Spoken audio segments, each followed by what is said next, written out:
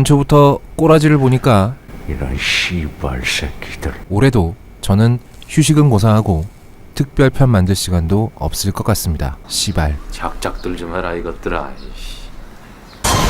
오늘의 영화는 대통령 후보 유영국 방금 네가 죽였어. 주인공이 황금빛 낮잠을 자야 하는데 이 시간 이후로 범인의 도피를 돕거나 관객이 잠들어 버리는 영화 은닉한 자에 대해선 꼭 살아서 다시 만나자.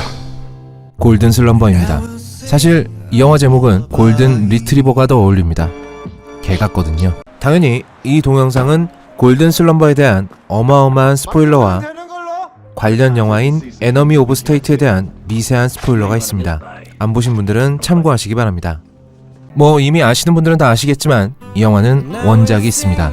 일본 원작 소설이 빅히트를 쳤고 그걸 일본에서 영화로 만들었고 그걸 한국에서 리메이크한 영화가 바로 한국판 골든 슬럼버죠.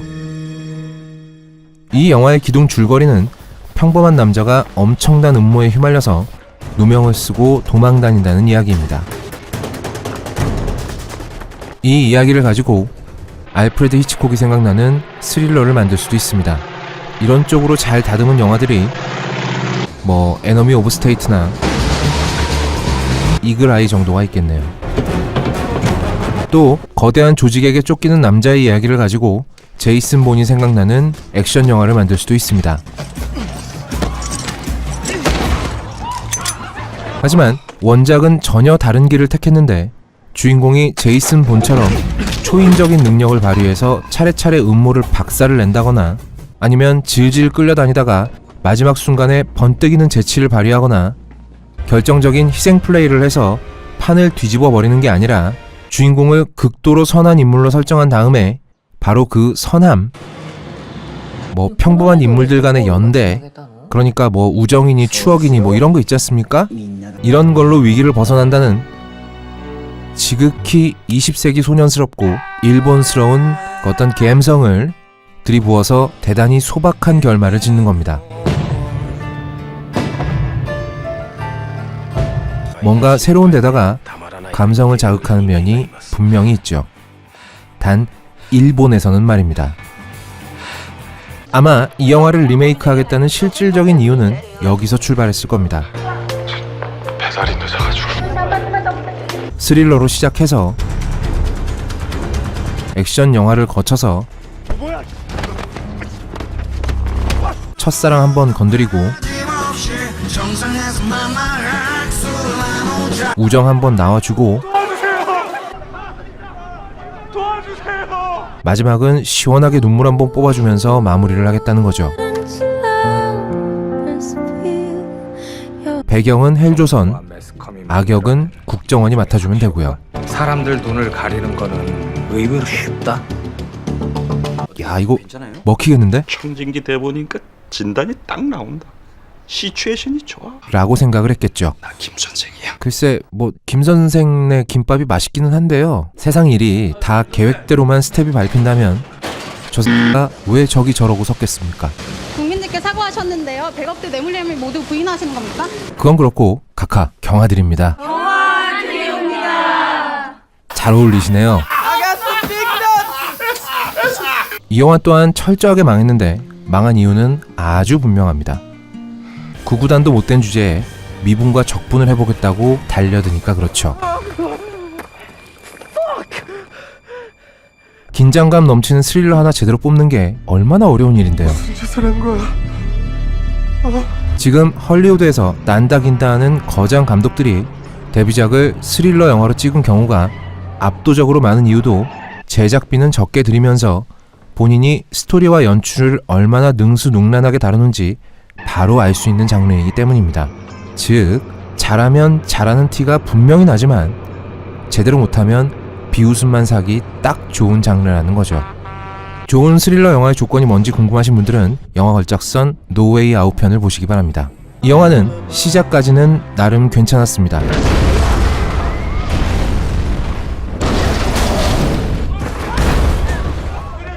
도대체 어느 각도, 어느 앵글로 바라봐야 그렇게 보이는지 모르겠지만 평범한 아니 씨발 강동원이 평범한 거면 난 뭐야? 난 뭐 심해 생물인가? 암튼 평범한 택배 기사인 강동원이 평범한 택배 기사인 김 씨는 친구인 장첸의 전화를 받고 만나러 나갔는데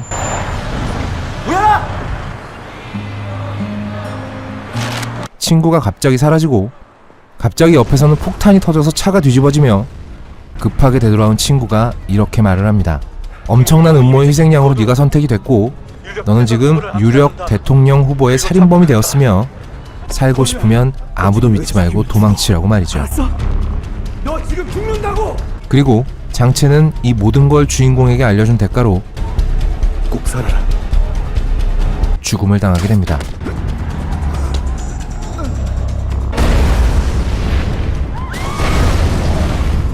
딱 여기까지는 호흡이 괜찮았습니다. 속도감도 좋았고 흥미로운 시작이라고 볼 수 있죠. 여기까지만 말입니다. 물론 뭐 지금 대통령도 아니고 유력 후보 하나 끌어내리는데 굳이 암살이라는 방법까지 동원을 해야 되는 건지 알 수 없는 조직의 사주를 받은 정치 공작과 연관이 있다고 볼 수가 있습니다. 미래자동차 비자금을 폭로한 안상무 씨가 2001년 국정원은 왜 자기 직원 중에 하나가 범인으로 몰아서 죽여버릴 애랑 절친인데 둘이 사이좋게 햄버거 처먹으면서 이야기하는 동안 이걸 가만히 냅뒀는지. 일단 일이 터졌으면 강동원을 바로 죽여버리면 되는데 굳이 스나이퍼까지 동원해가며 자기네 배신자를 먼저 처치하면서 강동원하고는 죽어라 달리기 시합만 하고 있는지 조금 찝찝하긴 하지만 이 정도는 영화적 허용으로 넘어갈 수 있습니다. 여기서 강동원이 죽어버리면 영화가 진행이 안 되니까요. 그런데 그런대로 유지되던 긴장감은 강동원이 자기 여친의 집으로 찾아갔다가 그래 무섭게 지금까지 여친인 줄만 알았던 인물이 모범 시민 맞으시죠?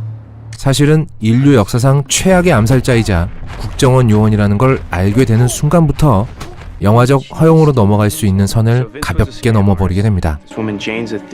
어떻게 봐도 스포츠 마사지를 받는 것보다 덜 아플 것 같은 이 웃기는 격투씬도 그렇고 아무리 눈을 부라려도 무섭다는 느낌은 1도 안 오는 이 여자 킬러는 기절하는 남자의 팔에 매달려 있다가 수직 낙하를 하면서 뇌진탕으로 사망 혹은 기절하는데요. 이거 이렇게 멍청하게 죽으면 산재 처리 받을 수 있으려나 모르겠네. 웃기기는 뒤따라 등장해서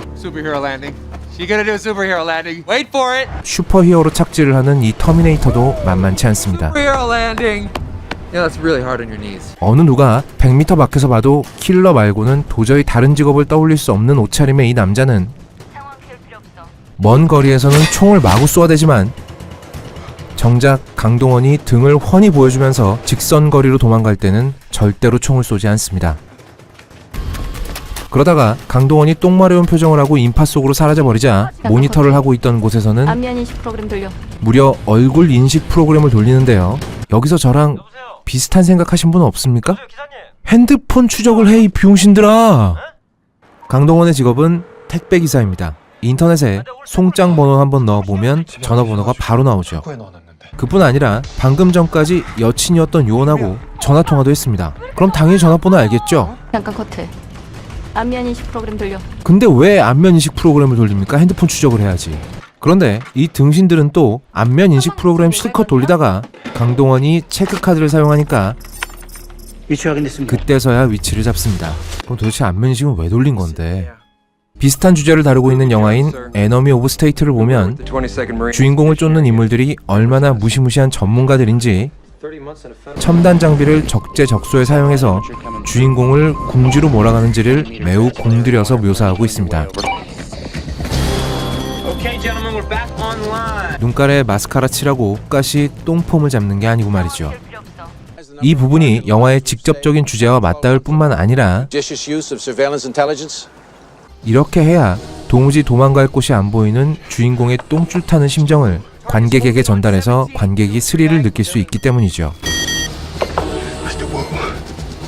이 영화가 만들어진 게 지금으로부터 20년 전입니다.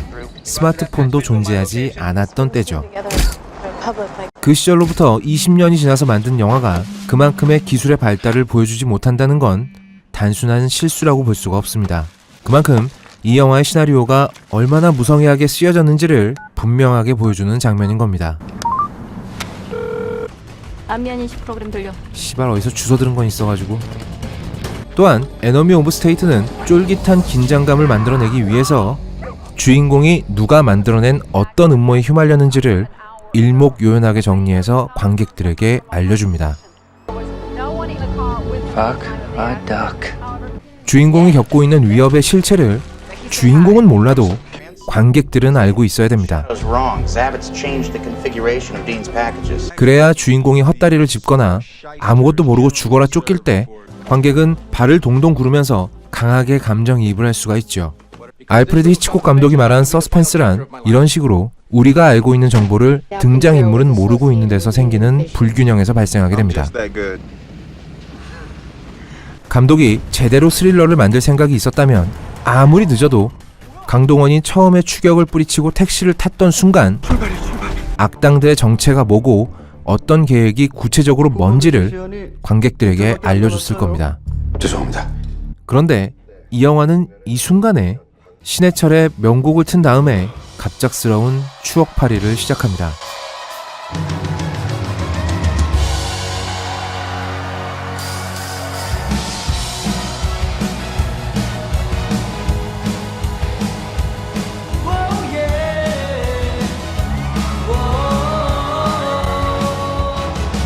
솔직히 저는 이 장면에서 명곡이고 나발이고 존나 짜증났습니다. 이게 뭐 하자는 건가요? 게다가 이 영화는 이 흑막의 진짜 정체가 뭔지, 진짜 하고 싶은 게 뭔지 이런 부분에 대해서 제대로 묘사해 주지도 않았습니다. 그냥 어디선가 본 것 같은 어두운 화면에 어디선가 악역으로 등장했던 것 같은 배우들이 나와서 얼렁뚱땅 대사로 몇 마디 읊고 끝나버리죠. 관객은 유력 대선 후보를 죽이고 다른 후보를 내세우려는 음모가 있다는 것과 그 음모의 희생양이 강동원이라는 것 말고는 다른 건 아무것도 모르게 됩니다. 당연히 관객은 영화 속으로 들어간 듯한 긴장감을 느끼는 게 아니라 강 건너 불구경하듯이 영화를 구경하게 됩니다. 결국 음모와 쫓기는 주인공과 주인공의 추억팔이가 단 하나도 유기적으로 붙지 않고 전부 다 따로 놀게 되는 거죠. 거기에 이 영화는 한술 더 뜹니다. 중간중간 뜬금없는 멜로드라마틱한 장면들을 끼워 넣어서 안 그래도 엉망진창인 영화의 흐름을 자기 손으로 완전히 끊어버립니다. 친구와 접선을 하기 위해 접선 장소로 나가는 강동원을 보여주고 난 다음 친구 믿을 수 있냐? 영화는 갑자기 굉장히 밝고 명쾌한 음악을 틀고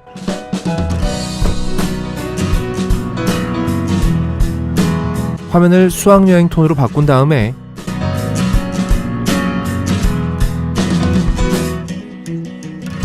한효주가 등장해서 첫사랑 추억팔이를 시작합니다. 뭐 그렇게 혼자 열심히 가? 아 씨발 근데 이거 뭔가 이상하잖아요? 이게 무슨 라마즈 호흡하다가 트림하는 듯한 그런 기괴한 흐름입니까 이게? 또 있습니다. 강동원과 그 협력자가 사건의 단서를 쥐고 있는 사람을 숨가쁘게 추격하다가 별안간 강동원이 TV를 보더니만 우리 아들은 절대 그런 사람 아니야. 자기 아버지의 인터뷰를 보고 난 그런 애비야. 눈물을 흘립니다. 누구보다도 내가 더 잘한다고. 그리고 이 밥집 아줌마는 아무런 이유도 없이 강동원을 그냥 보내주죠. 왜일까요? 아무런 이유도 아무런 설명도 없습니다. 긴장감도 뚝 끊어버리고 그렇다고 전혀 감동적이지도 않은 괴상망측한 흐름입니다. 아직도 깔거리가 많이 남아 있습니다. 골든슬럼버 2부는 다음 주 월요일 저녁에 정확하게 업로드됩니다. 저희 걸작서는 여러분들에게 추천과 구독을 강요하지 않습니다. Lay your palm flat on that tabletop.